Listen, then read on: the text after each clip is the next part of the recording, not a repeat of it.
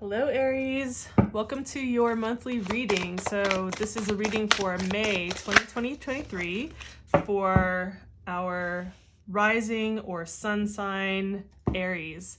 So I'm going to get all your cards pulled first and then we will take a look at everything in depth. So I'm actually pretty stoked to have this deck out, you guys. Like, I haven't had this one out in a while. I'm feeling that for the second one. So I love when that happens, where it feels almost like a brand new, fresh deck, like in the freshest way. So like it's been hibernating and it just came out for spring. I'm actually feeling this card here, here, and here. Well, that came out pretty easily. All right. Okay, Aries. So a couple of things that I want to mention, and I'm not going to talk a lot about the astrology. I know I've been like really talking about a lot of stuff because there's just been a lot of big stuff happening astrologically, and I like to give people a heads up. So I'm just going to mention a couple of quick things, and then we're going to get into your reading more in depth. So first of all, on the 1st of May, we start out the beginning of the month with Pluto stationing retrograde, and it's going to be going back into Capricorn for pretty much the rest of the year until about February, I forget which date, in 2024. So kind of like the themes of Pluto Capricorn, you want to go back and just see like what, like you'll have bigger themes, maybe seen more on a collective level, maybe also in your life about themes that have to do with Pluto and Capricorn. Again, I'm not going to go too deep into this. If you're not familiar with that, I would say, you know, there's plenty of information online. I might do a video about it. However, I want to keep this more focused on the tarot. So let's just talk really quickly about the big transit that's happening. Is we have the bookend of eclipse season, our current eclipse season happening on May 5th. Whoa, just as I said that, I don't know if you guys could hear that. The thunder outside just rolled through.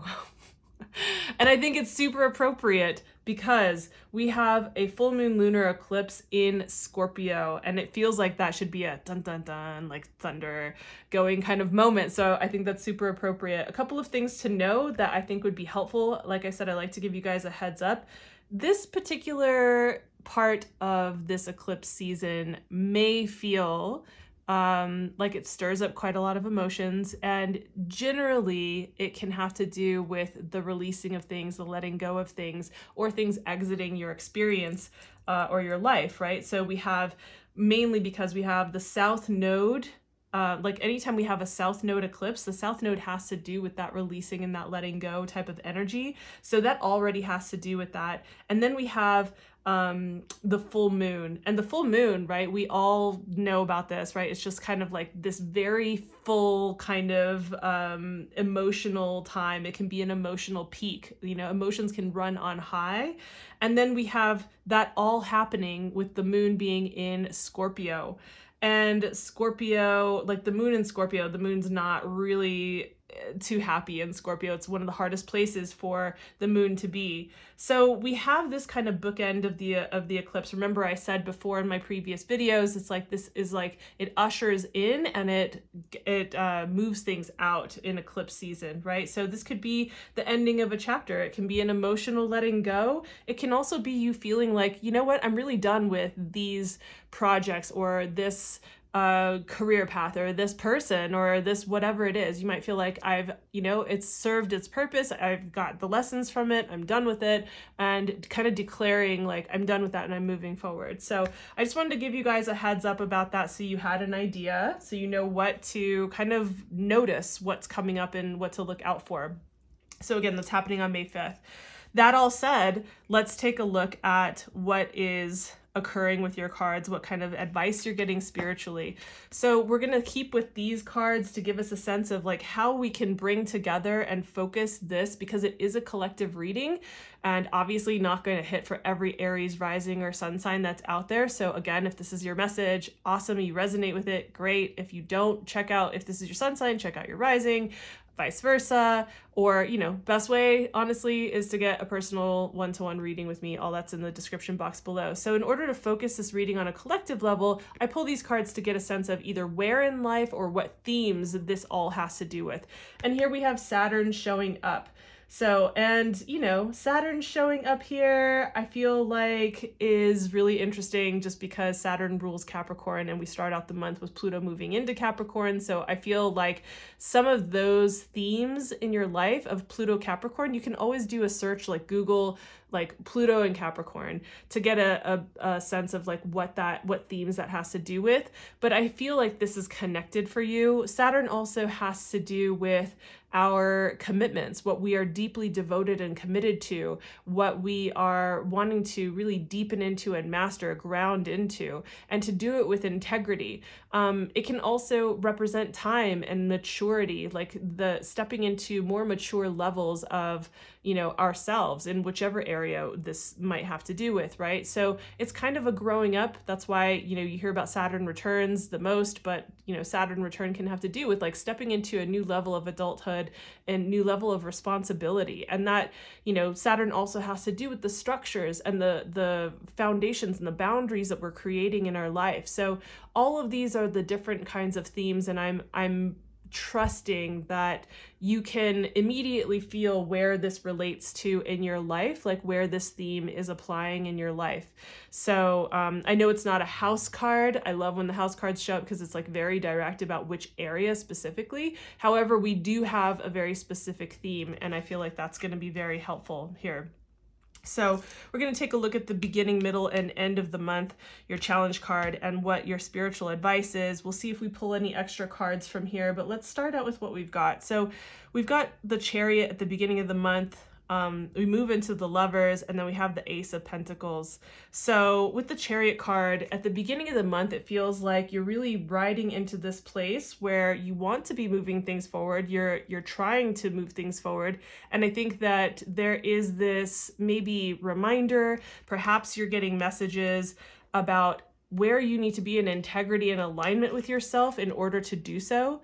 Like the place that you want to be, like where you are and the place that you would like to be, the gap between that is probably going to require you to step into another level of alignment with your values, with what you're devoted to, with what you're committed to, with what you have integrity with, and to make sure on all levels, like spiritually, mentally, emotionally, like with your will, with your heart, everything is online, and it allows you to be aligned to have that forward movement. Part of the reason I say that is just because of what I've seen over here in your spiritual advice, which we'll get to. So just kind of bookmark that for the moment. That's what we have happening at the beginning of the month. Keep in mind, the beginning of the month is when we have that, not just Pluto going retrograde, but we like the bigger and more immediate and more felt experience, I believe, is the full moon lunar eclipse, right?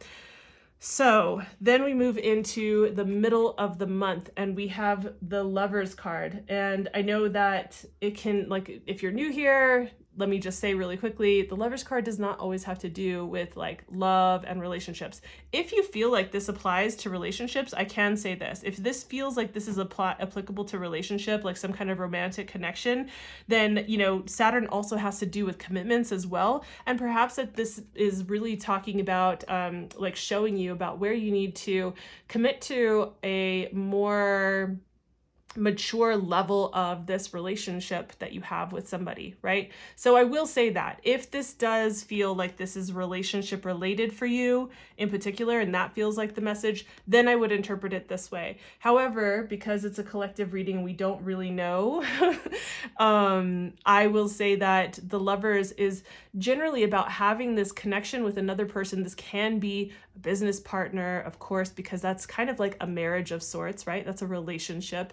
But connecting essentially with another person where the two of you, each of your strengths really assist in the two of you creating something that is greater than you would have created on your own, if that makes sense. Like you both carry your own weaknesses, your own strengths, and they work together synergistically to create something that is transformative, something that feels really big, maybe something that feels like a next level kind of ability to lift each other up, to go forward, especially because of the forward movement and the alignment. So I think that perhaps this might have to do with just lifting each other up in this way that feels like without each other, you could do it separately, but it's almost like there's a missing piece, and like it almost kind of it amplifies, that's the word I was looking for, like it amplifies each of your strengths and your gifts and lifts you guys both up to create something greater. And so with that, I definitely think that if this is business related, this looks really beautiful because we come into the end of the month and we have the Ace of Pentacles. And the Ace of Pentacles is definitely about these opportunities that are showing up for you, right? So Ace of Pentacles is almost like, I like to think of, you see this kind of hand that's coming out of the ethers, right? It's just materializing into the 3D world. And if you think about it, almost like these are your guides, or, you know, whatever you want to call them, angels, whoever it is that you feel assists. These are like these are assists from the other sides, basically coming in to offer you up opportunities, to offer you up at least one opportunity that's going to look pretty good here. And, you know, once we get through the bulk of May, after May 14th, we have Mercury will be direct. It'll still be in its post-retrograde shadow, but it will be direct. So we come into like the end of the month, and I won't talk again about too much astrology, but there's some cool stuff happening at the end of the month there. So we, you know, see that, you know, you come out of the Mercury retrograde, and I think that you might have some kind of opportunity or contract or something that's possible, or at least some kind of opportunity wherever, whatever that might be, whether that's with love or with business or whatever. So I'm seeing this progression, right? So we're looking at all of this in terms of like, what are you devoted to? What are you committed to? What are you wanting to like deepen into, to grow, to ground into, to create a structure around, to build a foundation with, whether that is with business, with a relationship, with whatever it is, right? And I just see this progression of needing to be in alignment, and also, you know, really working synergistically with another person. Maybe it's another company or something like that, but coming to the end of the month, it looks like you have an opportunity that's opening up for you there, which I think is really beautiful. The challenge that we see showing up here is the Princess of Wands. So, you know, any of like the princess would be in any other deck would be the Page of Wands, right? And the Page of Wands is a really beautifully curious card, like wants to travel, wants to journey, wants to like dive into like, you know, creativity, the arts, whatever curiosities it has, like wherever you feel like lit up, that's where the Page of Swords wants to kind of like get into, learn about, experience, explore, be immersed in that kind of experience, and which is a really beautiful card. And I think that when it is in a challenge position as it is here, we have the possibility of being maybe derailed by exactly those same beautiful things, right? You know, just in the same way that those inklings you know, are really beautiful to go and follow. If we're running around in too many different directions and pull in every direction, we don't have any focus. It's difficult for us to focus our attention to like really move forward, right? And to be able to not only see, but take advantage of the right opportunities as they arise for us. This can also indicate some sense of like, maybe lashing out in a fiery way, maybe a little bit of immaturity in the way that you go about creating things. Remember, we're talking about the wands, which is the suit of fire, which has to do with our, you know, our creativity, our intuition. And maybe there's like an acting like rash, not taking time to like slow things down. So I would say definitely, like, because for the majority, well, for at least the first half of the month, we're still in a Mercury retrograde. We've got a lot going on at the beginning of the month. We're still in Mercury retrograde till the middle of the month. And then we're in post-retrograde shadow. So it's starting to get momentum, but it's not quite there. So you really still want to make sure that you kind of check your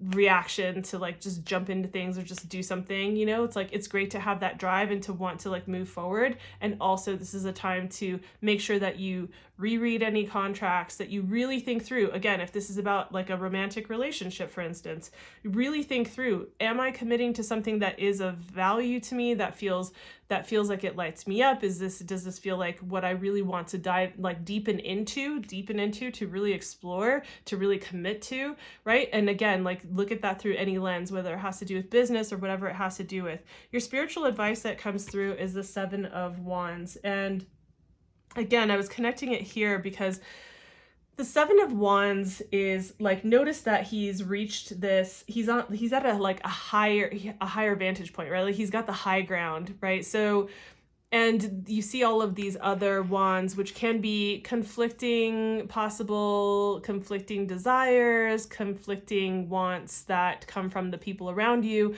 essentially feeling like you're getting tested and having to like hold the ground of like what you've committed to. So you're like holding the line and you have to hold that higher ground. So usually also in the Seven of Wands, in order to proceed, right, that alignment and that forward movement, we have to step into a newer version, like a higher version, a higher frequency version, a more maybe mature version of who we were previously to reach that next level. And so you probably have noticed this anytime in life, pretty much, I would say not 100%, but most of the time I've noticed that when we step into that next level, we get tested.